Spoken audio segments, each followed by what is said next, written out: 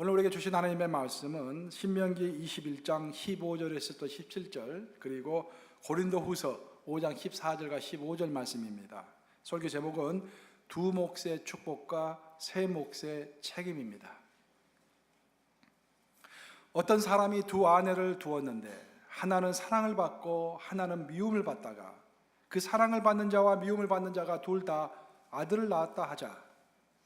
그 미움을 받는 자의 아들이 장자이면 자기의 소유를 그의 아들들에게 기업으로 나누는 날에 그 사랑을 받는 자의 아들을 장자로 삼아 참 장자 곧 미움을 받는 자의 아들보다 앞세우지 말고 반드시 그 미움을 받는 자의 아들을 장자로 인정하여 자기의 소유에서 그에게는 두 몫을 줄 것이니 그는 자기의 기력의 시작이라 장자의 권리가 그에게 있음이니라. 고린도후서 말씀을 함께 합독합니다. 시작. 그리스도의 사랑이 우리를 강권 하시는도다. 우리가 생각하건대 한 사람이 모든 사람을 대신하여 죽었은즉 모든 사람이 죽은 것이라. 그가 모든 사람을 대신하여 죽으심은 살아있는 자들로 하여금 다시는 그들 자신을 위하여 살지 않고 오직 그들을 대신하여 죽었다가 다시 살아나신 이를 위하여 살게 하려 함이라. 살아계신 하나님의 말씀입니다. 오늘 저는 여러분과 더불어서 그 장자의 축복과 장자의 책임을 함께 이제 이야기하면서 은혜를 받고자 합니다. 성경에는 장자의 이야기가 중요하게 언급이 됩니다. 주로 구약에서 많이 언급이 되는데 이 신약 시대를 살아가는 우리는 그 개념을 어떻게 이해해야 할 것인가? 신약 시대의 장자는 누구인가? 그리고 이 신약 시대의 장자의 의무는 무엇인가? 그런 것들을 함께 나누면서 은혜를 받고자 합니다. 제가 들은 이야기인데 실제로 있었던 일이에요. 어떤 집사님 부부가 이제 오랜만에 시간을 내 가지고 부부가 괌으로 여행을 갔습니다. 괌에 갔더니 바닷가가 그렇게 좋더래요. 해변이 좋더래요. 뭐 안 가봤지만 사진으로 저도 봤습니다. 괌 그 해변가가 너무 좋아서 빨리 가서 옷을 갈아입고 이 젊은 부부가 바닷가로 뛰어들었습니다. 그래서 한참 가는데 저 앞 표지판이 붙어 있어요. 여기서는 더 이상 앞으로 나가지 마시기 바랍니다. 근데 별거 없는 것 같고 그 물이 깊지 않은 것 같아서 그 젊은 남자 집사님이 그냥 무시하고 앞으로 계속 나아갔습니다. 그랬더니 뭔가 발에 짚히면서 거기서 넘어졌는데 알고 봤더니 그게 성게 있잖아요. 성게들이 이렇게 군집으로 모여있는 성게밭이었어요. 성게밭에 넘어지니까 성게 가시들이 많지 않습니까? 성게 가시가 온몸에 다 박힌 거예요. 이분이 깜짝 놀래가지고 그 후끈거리는 몸을 가지고 호텔에 가가지고 이제 그래서 하나씩 가시를 빼내려고 하니까 가시가 너무 많이 박혀가지고 도저히 안 되겠는 거예요. 그래서 이제 병원을 가려고 병원 주소하고 전화번호를 물어보려고 하다가 원주민을 만나게 되었습니다. 거기서 사시는 분을. 그래서 그분이 이제 자초지종을 이야기 듣더니 그렇게 이야기하더래요. 병원 갈 필요 없이 욕조에다가 따뜻한 물을 많이 이렇게 부어놓고 거기다 식초를 탄 다음에 그 식초를 탄 따뜻한 물에 몸을 몇 시간 담그고 있으면은 가시가 다 녹은대요. 그래서 병원에 간 것보다 훨씬 더 낫다고. 그러면서 그분이 그런 말을 하셨답니다. 그 원주민이 가시는 뽑는 것이 아니라 녹이는 거예요. 가시를 하나하나 뽑으려다 보면은 몸이 다 망칩니다. 가시는 녹이는 것입니다. 그렇게 얘기하더래요. 그 말을 들은 그 젊은 집사가 굉장히 영적인 말로 들렸답니다.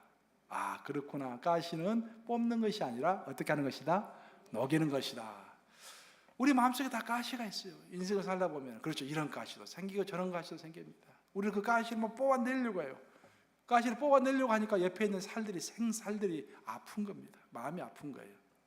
가시를 뽑아내는 것이 아니라 오랜 세월을 두면서 내 마음속에서 사랑과 용서로 오랜 세월 동안 그 가시를 끌어안고서 내 마음속에서 녹여가는 것입니다.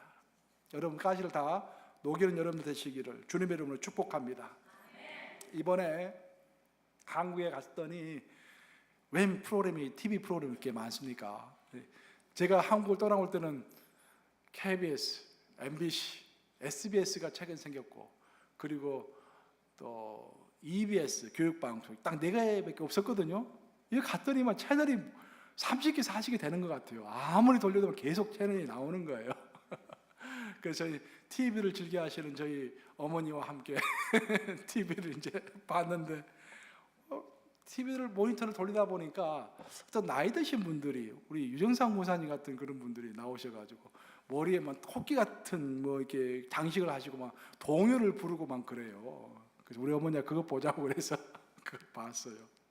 봤더니 이제 나이가 60이 넘으셔가지고 노년에 공부를 하신 분들, 초등학교 공부를 하시는 거 노년에.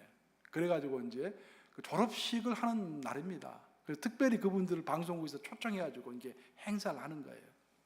근데 이제 한 명 한 명 사연을 물어보는데 어떤 아주 점잖게 생긴 겉으로만 보면 아주 굉장히 지적으로 세련돼 보이시는 그 어떤 여자분이 연세가 또 드셨어요. 여자분이 탁 나오셔가지고 자기 고백을 하는데 어렸을 때 아버님이 장남을 키워야 한다고. 장남을 학교 보내서 잘 키워야 한다고. 이제 집이 굉장히 가난했는가 봐요. 장남을 학교를 보내야 하기 때문에 딸들은 전부 학교 가지 말고 밭에서 일하라고. 그렇게 해서 초등학교도 못 가셨대요. 그 여자분이. 그래가지고 초등학교도 못 가서 한글을 못 띄었다라는 거야. 그래서 평생 한글을 몰랐기 때문에 자식들이 그래서 눈치채일까 조마조마하고 그래서 숨기면서 살아오면서 열등감으로 살아왔다고 이야기하는데 눈물을 펑펑 막 쏟으세요. 근데 그 이야기를 듣고 있으니까 나도 막 눈물이 나더라고요. 그 옆에 딱 봤더니 우리 어머니도 막 울고 계시고 우리 아버지도 울고 계시고 우리 아내는 저기서 음식하고 있으니까 못 봤고 우리 세 사람이 막 눈물을 흘렸습니다. 근데 제일 마지막 부분에 가서 그런 이야기를 하시더라고요. 그때는 아버지가 시집가고 살 때, 애들 낳고 살 때는 아버지가 그렇게 미웠대요. 근데 이제 인생을 30년, 40년 살다 보니까 아버지의 마음이 이해가 되고, 그리고 지금은 아버지를 다 용서했다고, 마음속에서 용서했다고, 그렇게 이야기하는 거예요. 마음속에 가시가 녹은 것이죠. 마음속에 가시가 녹은 거예요. 참 다행이다라는 생각이 들었습니다. 특히 이스라엘과 우리 한국 사람들은요, 장자, 그 장남에 관한 애착이 참 큽니다. 이번에도 제가 목사님 만나가지고 이제 그 세미나에 갔었잖아요. 목사님과 만나가지고 이제 이야기하는데 그 목사님도 이제 세 번째 아들이래요. 근데 최고 그 장남인 형님이 이 사업에 실패를 많이 하셨대요. 근데 욕심이 그렇게 많으시대요.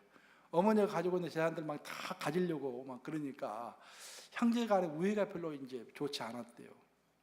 그래서 마지막 남은 재산도 형이 가져가려고 해서 못 가져가게 했더니 형님이 마음이 토라져가지고 그냥 가까이 살면서도 이 가족들도 얼굴도 보지 않고 어머니 얼굴도 보지 않고 아버지는 별세하셨고 어머니 얼굴도 보지 않으셨대요. 그랬더니 어머니가 그렇게 힘들어하시더래요. 그렇게 그렇게 못된 장남 얼굴을 못 보니까 어머니가 마음이 그렇게 힘들어하시더래요. 그래서 목사님이 가만히 생각해 봤대요. 결국 뭐냐 이게. 결국 효도가 뭐냐. 효도는 어머니가 기뻐하시는 것을 해드리는 것이 효도 아니냐. 형이 잘못하고 있는 것은 사실이지만 우리의 목표는 어머니를 기쁘시게 해드리는 것이기 때문에 그럼 어머니가 원하는 대로 하자 하고 나머지 재산을 또 다 형님에게 드렸대요. 그때 형님이 이제 찾아오셨대요. 그러니까 어머니가 또 그렇게 기뻐하시더래요. 우리 한국의 정서가 이렇게 장남을 위주로 하는 건 정서입니다. 근데 이스라엘도 마찬가지예요. 오늘 본문을 보시면은 장남에게는 두 몫을 준다고 했습니다. 더블 포션이에요. 더블 포션. 그러니까 장자가 이제 아버지가 돌아가셔가지고 그 유산을 분배할 때 장자에게는 특별히 더블 포션을 준다는 거예요. 특별하게 대우하는 것입니다. 축복을 더블로 주는 것입니다. 근데 놀라운 것은 더블로 축복을 받을 뿐만 아니라 거기에 대한 책임과 의무도 덩달아 생기는 것입니다. 구약시대의 장자권은요, 주로 혈통으로 결정이 됐죠. 태어나서 내가 장자로 태어나면 내가 장자가 되는 거예요. 그 축복도 많이 받는 것입니다. 하지만 신약시대는 다릅니다. 신약시대는 혈통으로 우리가 장자가 되는 것이 아니라 믿음으로 장자가 되는 줄로 믿습니다. 우리는 믿음으로 되는 거예요. 무엇보다 신약시대의 장자는 예수님의 자녀된 자들, 우리들이 장자예요. 우리가 먼저 예수님의 자녀가 되었습니다. 그러면 지금 예수님을 믿지 않고 이 땅에서 살고 있는 사람들을 앞으로는 예수님의 자녀가 되겠죠. 될 확률이 많겠죠. 그 사람들은 우리의 동생들이 되는 거예요. 그래서 우리가 영적으로 예수님 안에서 장자인 것입니다. 장자의 특권은 신약 성경을 읽어보면 장자의 특권은 뭐냐면은 그리스도와 함께 예수님과 함께 하나님의 모든 것을 상속받는 자가 된다라는 거예요. 놀라운 축복입니다. 그것이 사도 바울이 로마서 8장 17절에 썼던 이야기입니다. 로마서 8장 17절을 우리 한번 같이 읽어보겠습니다. 시작. 자녀이면 또한 상속자 곧 하나님의 상속자요 그리스도와 함께 한 상속자니 우리가 그와 함께 영광을 받기 위하여 고난도 함께 받아야 할 것이니라. 자녀이면은 즉 예수님을 믿는 사람이면은 상속자가 됐다라는 거예요. 즉 하나님의 모든 것을 상속하는 자가 되었는데 혼자 받는 것이 아니라 그리스도와 함께 예수님이 받을 때 우리도 함께 받는다라는 거예요. 그리고 한 상속자니라는 것은 뭐냐면 코헤어, 그러니까 하나님과 예수님과 하나 똑같은 상속자가 되어서 하나님의 모든 것을 받는 자가 되었다라는 것입니다. 놀라운 비밀입니다. 그렇죠? 이게 영적으로 이 신약 시대에 우리는 이미 영적으로 장자의 직분을 가진 자들이고 하나님 것을 상속할 권리를 가진 자들인 것입니다. 이렇게 먼저 믿게 된 자로서 또 영적인 장자가 된 자로서 우리는 크게 두 가지 축복을 받았다고 성경은 소개합니다. 우리가 받은 축복 중에서 제일 큰 축복은 뭐냐면요, 하나님이 우리를 사랑하신다라는 것입니다. 믿으십니까, 여러분? 사랑하시는데 그냥 사랑하는 것이 아니라 지극히 사랑하신다라는 거예요. 여러분, 거라사 강인의 이야기를 잘 알고 있지요. 거라사에는요, 그 지역에는 미친 사람이 하나 있었어요. 귀신 들려가지고 미쳐가지고 사방을 뛰어다닙니다. 누구 하나 그 사람에게 관심을 쏟지 않습니다. 그 사람 다 버려둡니다. 근데 예수님은 그렇게 하지 않으셨어요. 그 한 사람을 사랑하셔서 그 한 사람을 살리기 위하여 수많은 돼지떼를 다 죽이셨습니다. 경제적으로 보면 있을 수 없는 일이에요. 경제적으로 보면 있을 수 없는 일이에요. 그걸 비유로 하자면은 어떤 길거리에 있는 홈레스 하나를 살리기 위해서 우리 교회 건물을 판다라고 한다면은 여러분 그 이해되세요? 그것이 어떤 홈레스 하나를 살리기 위해서 여러분의 차를 판다라고 한다면 그 이해가 되세요? 근데 예수님은 그 광인, 완전히 미쳐버린 사람, 아무도 관심을 쏟지 않는 그 한 사람을 위하여 수많은 돼지들을 죽이신 것입니다. 그것이 예수님의 한 사람을 위한 사랑이다라는 거예요. 이런 사랑 때문에 우리가 두려움을 극복하는 것입니다. 여러분 마음속에 어떤 두려움이 있습니까? 두려움이 없다고 한다면 그것은 일시적인 거예요. 우리 모든 인간은 정도의 차이는 있지만 다 두려움이 있습니다. 삼성그룹의 회장이 두려움이 없을까요? 혹시 내가 언제 깜빡이 가게 되지 않을까? 또 가게 되지 않을까? 얼마나 두려움에 떨고 있는지 아세요, 여러분들? 돈으로 하면은 뭐 세계 인류 갑부지. 그렇지만 두려움에 떨고 있는 거야. 대통령은 두려움이 없을 것 같아요. 내가 임기를 다 끝내고 나면 나는 어떻게 될까? 다 두려워하는 거야. 다 두려워하는 거야. 2005년에 사망한 스카팩이라는 유명한 정신분석학자가 있습니다. 그런 정신병 의사였어요. 그리고 원래는 불교도 했는데 자기가 연구를 하다가 크리스천으로 개종한 사람입니다. 그가 베스트셀러 책을 많이 썼어요. 크리스천 관점에서, 기독교적인 관점에서 정신분석학의 한 획을 그은 유명한 사람입니다. 스카팩. 책 좀 번역도 많이 돼 있어요. 한번 읽어보세요. 참 좋아요. 그 스카팩이 이제 그 유명한 의사로서, 유명한 정신병 의사로서 코네티컷에서 살았어요. 제가 있었던 코네티컷에서. 근데 그 정신병 의사로서 환자들을 치유하는데 어떤 사람이 와서 그렇게 이야기하는 거야. 귀신을 쫓아내는 그룹이 있다라는 거야. 그가 그 말을 딱 듣는 순간 예사롭게 들리지 않았습니다. 그래서 내가 한번 가봐야겠다 하고 그 사람이 실제로 거기를 가봐요.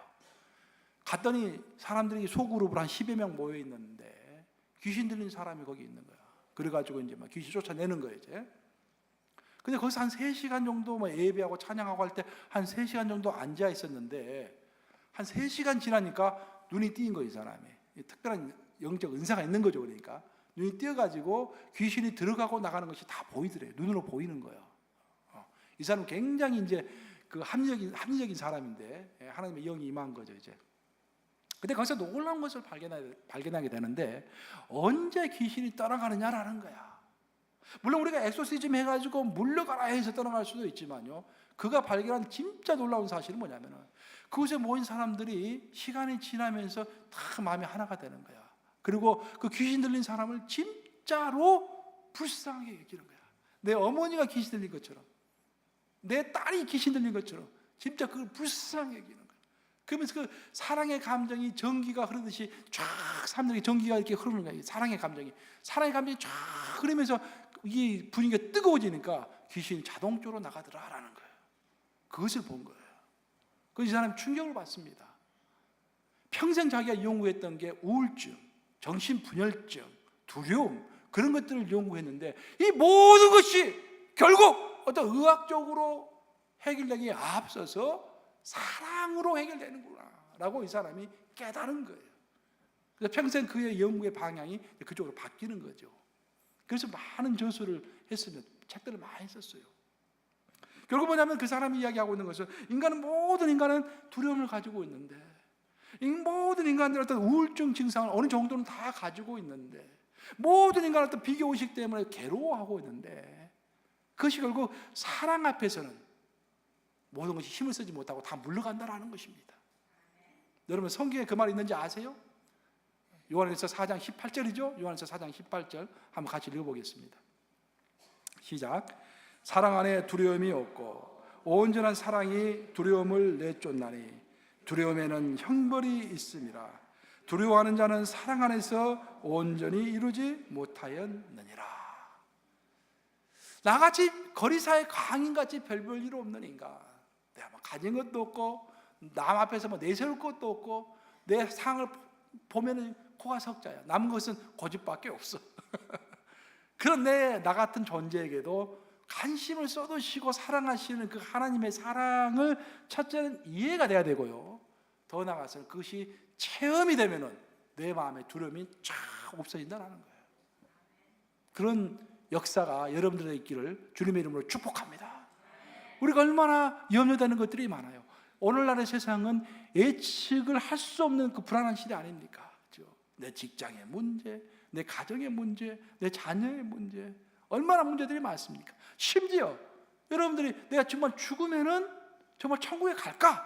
그것도 의심하는 사람들이 분명히 있을 거예요. 여기 지금 여기 교회에 오래 다녔지만 그것을 확신하지 못하고 있는 사람들이 있을 것입니다. 그 이 모든 것에 관한 확신을 가질 수 있는 방법이 무엇인가? 나에게 있는 어떤 두려움과 염려를 다 물리칠 수 있는, 내 육신에 질병이 있든지 정신적인 문제가 있든지 모든 그 불안한 것들을 다 물리칠 수 있는 가장 근원적인 에너지가 무엇인가? 그것은 하나님의 사랑을 이해하고 그 하나님의 사랑을 체험하는 것일 줄로 믿습니다. 이해하셔야 돼요. 먼저 거라사의 광인조차도 그 하나님을 살기 위하여 수많은 돼지떼를 죽이셨던 그 하나님의 사랑을 이해해야 합니다. 그리고 마음을 다 오픈하시고 하나님의 사랑을 체험하시기 바랍니다. 알코올 중독자들이 모이면은요, 치료를 하기 위해서 이제 병원에 오면은요, 치료가 잘 안 된대요. 알코올 중독자들이. 근데 알코올 중독자들을 치료할 수 있는 가장 좋은 방법은요, 소그룹 모임이라고 합니다. 알코올 중독자들끼리 모이는 거야. 자기끼리 모여가지고 돌아가면서 자기 이야기를 하는 거예요. 그러면은 사람들이 전부 자기도 알코올 중독자이기 때문에 다른 사람이 하는 이야기를 다 기울여서 들어요. 진심으로 그 사람을 염려해 줍니다. 그때 알코올 중독자들은요, 처음으로 진실로 자기의 술주정 같은 이야기를 들어주는 사람이 있구나, 나를 염려해주고 나를 위해서 기도해주는 사람이 있구나 라고 느끼는 순간에 완전히 그 육체의 조직이 변하면서 알코올 중독이 치유가 된다는 거예요. 그래서 미국에는 그 알코올 중독자들이 모여가지고 모이는 소그룹 모임이 있잖아요. 그래서 옛날에 제가 커네티컷에서 목회할 때는 우리 교회가 그 사람들에게 교회를 빌려줬어요. 이렇게 쓰도록 했어요. 그래서 그들이 일주일에 한 2번씩 와서 자세히 이렇게 돌아가면서 이야기합니다. 치유합니다. 종합하면은 마음의 질병, 또 마음의 질병뿐만 아니라 우리의 육체 질병, 그리고 우리의 그 연약함, 우리 마음속에 숨겨져 있는 말 못할 그 두려움, 그런 것들, 미래에 관한 두려움, 그런 것들, 그 두려움이 사랑과 소그룹 공동체를 통해서 급속히 치유될 수 있다는 것입니다. 그리고 우리의 장자된, 영적인 장자된 우리들에게 하나님께서 우리를 너무도 사랑하시고 그 사랑과 공동체의 그 프랙티스, 연습을 예수님께서 먼저 몸소 모범으로 보여주시고 우리에게 따라오도록 우리에게 보여주셨다는 것입니다. 그래서 우리가 예수님을 따르는 영적 장자로서 첫 번째 축복은 예수님 우리를 지극히 사랑하시는 것입니다. 믿으시죠, 여러분? 우리 어떻게 사랑하십니까? 지극히 사랑하신다. 지극히. 두 번째 축복은 영적 장자된 우리에게 주시는 하나님의 두 번째 축복은 영생과 천국을 주셨다는 것입니다. 이것 이상 더 큰 게 어디 있겠어요? 선물 중에서 가장 큰 선물이죠. 영생과 천국을 주신 거예요. 영생과 천국의 특징은 뭐냐면은 그곳에 하나님이 계시다라는 거예요. 하나님이 있는 곳에 영원한 생명이 있고 하나님이 있는 곳에 천국이 있는 거예요. 그 말은 무슨 말이냐면은 우리가 이 땅을 살아가면서도, 일시적인 이 땅을 살아가면서도 만약 영원하신 예수님과 영원하신 성부 하나님과 동행하며 살아가고 있다고 한다면은 이 땅은 천국이 아니지만 예수님과 동행하고 있기 때문에 천국의 샘플을 우리는 맛보는 것입니다. 그래서 우리가 예수님과 함께 동행하고 있다고 한다면 영생의 주인이신 예수님, 천국의 주인이신 예수님과 동행하고 있다고 한다면 나는 지금 이 순간부터 영생과 천국의 샘플을 맛보고 있는 거예요. 그래서 천국이 이곳에서부터 이 땅이 천국이 될 수가 있는 것입니다. 그래서 하나님과의 동행이 진실로 중요합니다. 성경은 예수님에 대해서 여러 가지를 이야기해 주지만요, 크게 두 가지를 이야기해 주고 있어요. 예수님에 대해서. 첫째, 예수님은 그리스도시다. 그리스도라는 말이 무슨 말입니까? 영어로 Savior, 구세주라는 이야기예요. 예수님은 그리스도시다. 그것을 성경은 이야기합니다. 즉 우리의 죄를 없애주시는 분이시다. 예수님은 그리스도시다. 그리고 그 예수님이 지금 우리 안에 와 계신다라는 거예요. 그 두 가지가 큰 줄기입니다. 예수님에 관한 설명의 큰 줄기예요. 예수님이 세이비어, 그리스도일 뿐만 아니라 내 안에 와 계시기 때문에 내가 너무 즐거운 거야. 감사한 거야. 예수님은 내 마음속에 오셔가지고 나를 인도해 주십니다. 근데 문제는 뭐냐면은 예수님이 내 마음속에 오신 이유는 나의 인생의 주인이 되셔가지고 예수님이 원하는 대로 내 인생을 이끌어주시기 위해서 내 마음속에 와 계세요. 근데 문제는 우리는 예수님을 마스터, 주인으로 모셔드리면서 사는 것이 아니라 예수님 어시스턴트, 내 비서로 생각하는 경우가 참 많습니다. 자, 생각해 보세요. 여러분 기도하실 때 어떻게 기도하세요? 내가 이 비즈니스를 아무리 생각해도 이 세탁소를 하나 더 늘려야겠다. 세탁소 2개를 해야겠다. 하나님 기도합니다. 주여, 세탁소 2개를 원합니다. 도와주시옵소서. 도울 사람을 보내주시옵소서. 세탁소 2개를 위해서 막 기도해. 세탁소 2개를 하라고 하나님께서 말씀하셨습니까? 말한 적이 없어. 내가 결정하는 거야. 내가 결정해놓고 예수님 나를 도와주는 사람이 되는 거야. 그렇죠? 비서야, 비서. 어시스턴트야. 어시스턴트 해버린 거예요. 만약 예수님이 진짜로 우리의 인생의 주인이라면 어떻게 하겠습니까? 예수님 생각해 보니까 세탁소 2개를 하는 것이 좋을 것 같아요. 돈을 좀 벌면은 내가 교회 헌금도 많이 할 수 있고. 꼭 이런 이야기가 나와요. 교회 헌금도 많이 할 수 있고 하나님의 나라를 위해서 일도 많이 할 수 있고 그렇게 생각이 됩니다. 하나님 어떻게 생각하세요? 하나님도 그렇게 생각하신다면 저에게 마음에 확증을 주세요. 내 마음이 편하게 해주세요. 그래서 하나님께서 내 마음을 편하게 해주시고 내 마음에 확증을 주시면 제가 기도하겠습니다. 그렇게 해야 예수님이 주인이 되는 거예요. 그렇죠? 대부분은 그래 안 해요. 내가 다 결정한 다음에 하나님 도와주세요 하고 기도하는 거야. 그건 내가 주인이야, 내가 주인. 예수님은 그냥 나를 도와주는 비서밖에 안 되는 거예요. 그렇죠? 바로 그겁니다. 천국과 영생을 우리에게 이미 다 주셨어요.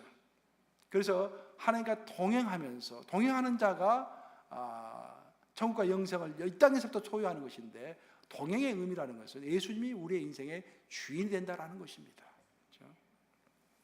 이렇게 영적 장자된 우리들은 하나님의 사랑을 받고 영생과 천국을 이 땅에서부터 누리는 자들이 되었습니다. 하지만 이렇게 장자된 우리는 축복만 있는 것이 아니라 또한 책임도 있는 거예요. 책임. 성경 크게 3가지 책임을 이야기합니다. 첫 번째 가장 베이직한 책임이 뭐냐면은 이제부터 내 뜻이 아니라 하나님의 뜻과 하나님의 가치로 살아가는 거예요.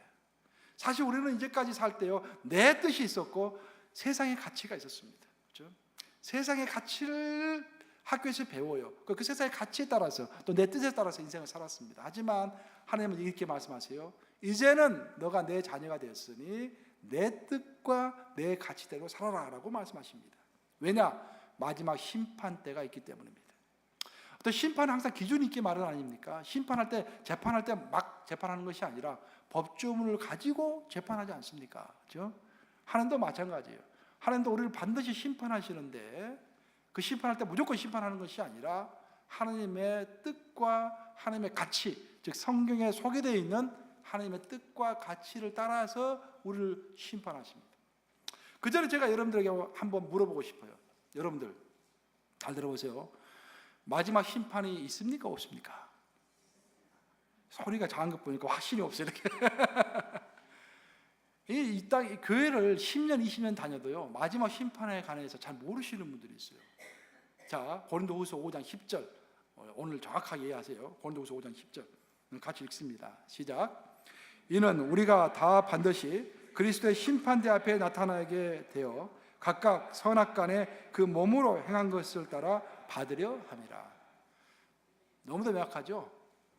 이는 우리가 다 반드시 그리스도의 심판대, 마지막 예수님께서 재림하시는 그날의 그 심판대 앞에 나타나서 우리가 선악간에 우리 육체로 행한 모든 것에 따라서 심판을 받는다라는 거예요.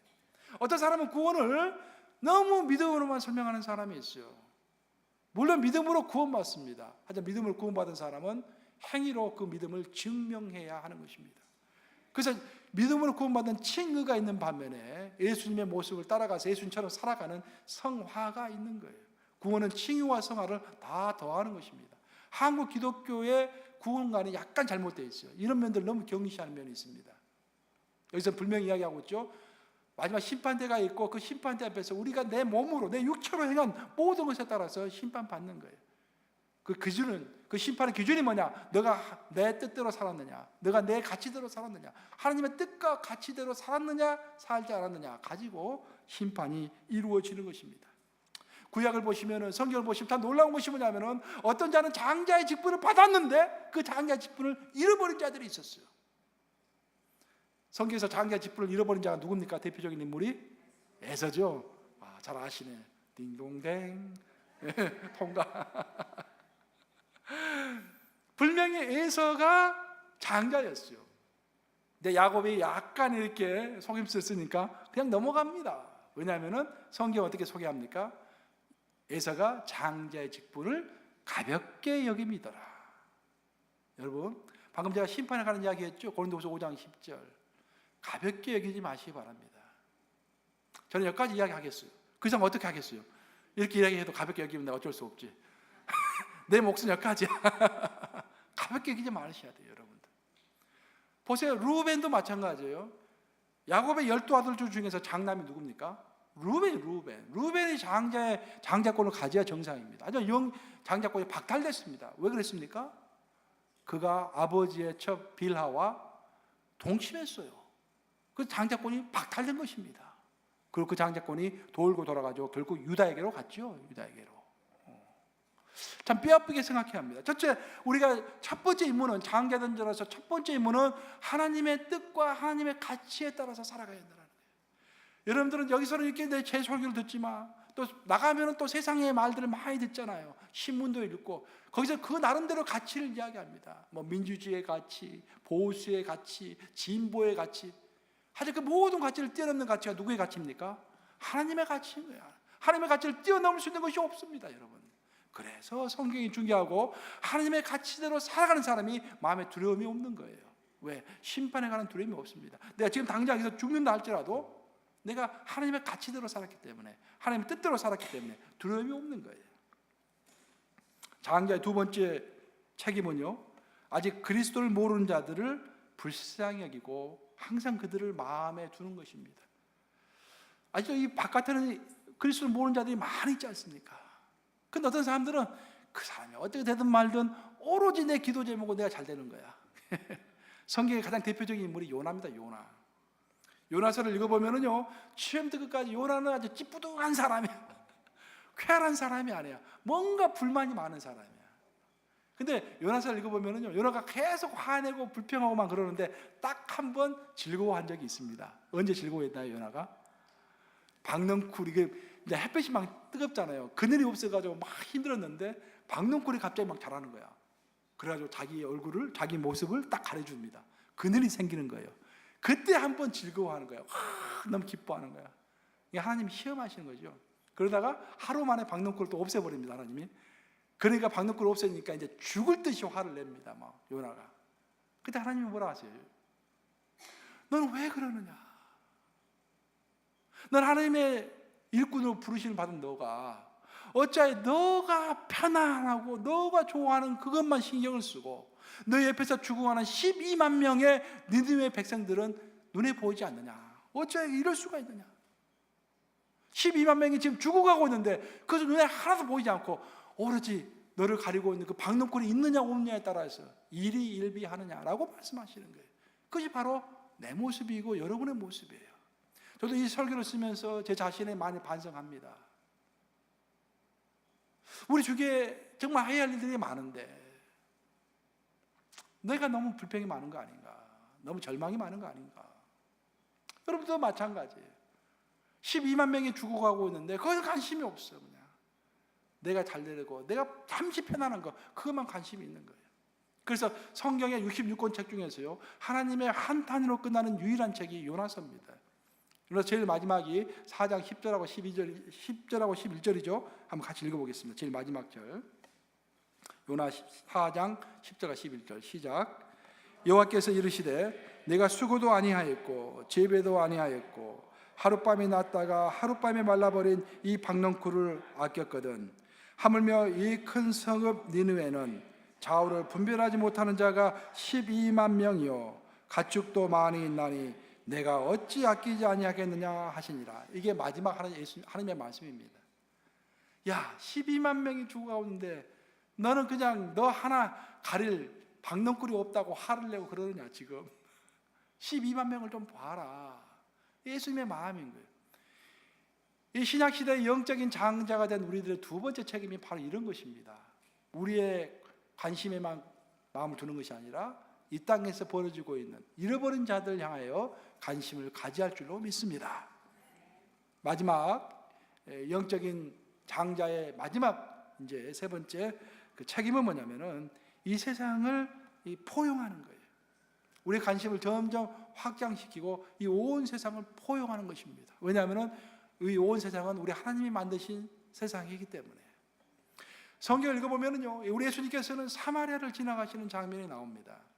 그 당시 예수님 당시에 그 유대의 남자가 사마리아를 지나간다는 것은 상상을 할 수 없는 일이에요. 제일 무시했던 사람, 제일 가까이 하기 싫었던 유대 사람들이 제일 가까이 하기 싫었던 사람들이 사마리아 사람들입니다. 근데 예수님께서는 그 사마리아를 지나갔어요.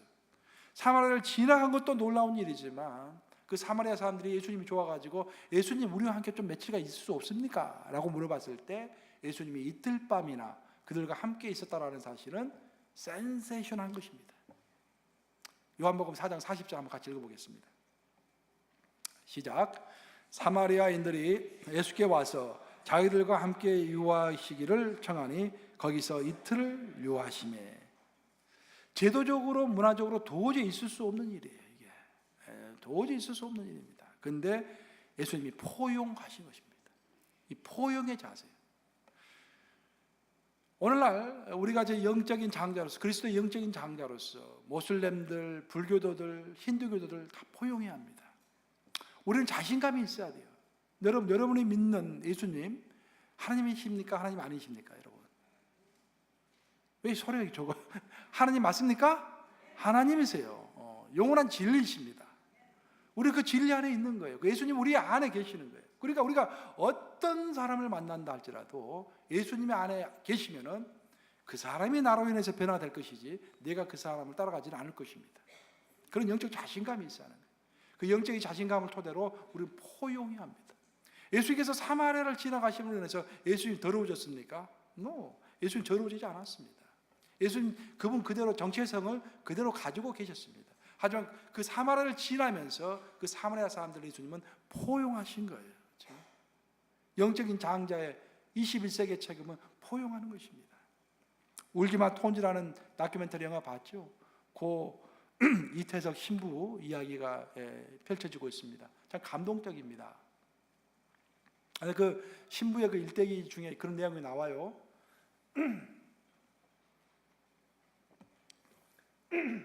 죄송합니다. 신부의 내용이 보면은 이제 아프리카 오지에 갔더니 사람들이 막 죽어가고 있어요. 그래서 고민을 합니다. 내가 예배당을 먼저 지어야 할 것인지 병원을 먼저 지어야 할 것인지 고민해요. 저는 그 부분에서 엄청난 은혜를 받았습니다. 신학적으로 이것은 굉장히 중요한 이슈이고요. 그 자체를 고민했다는 것 자체가 나는 경이로워요. 이분은 고민했습니다. 내가 병원을 먼저 지어야 할까? 예배당을 먼저 지어야 할까? 그리고 그 결단을 합니다. 예배당을 짓지 않고 병원을 먼저 짓는 거예요. 병원을 먼저 지었더니 예배당 문제가 해결됩니다. 그 병원 안에서 예배를 드리면 되니까. 그렇죠?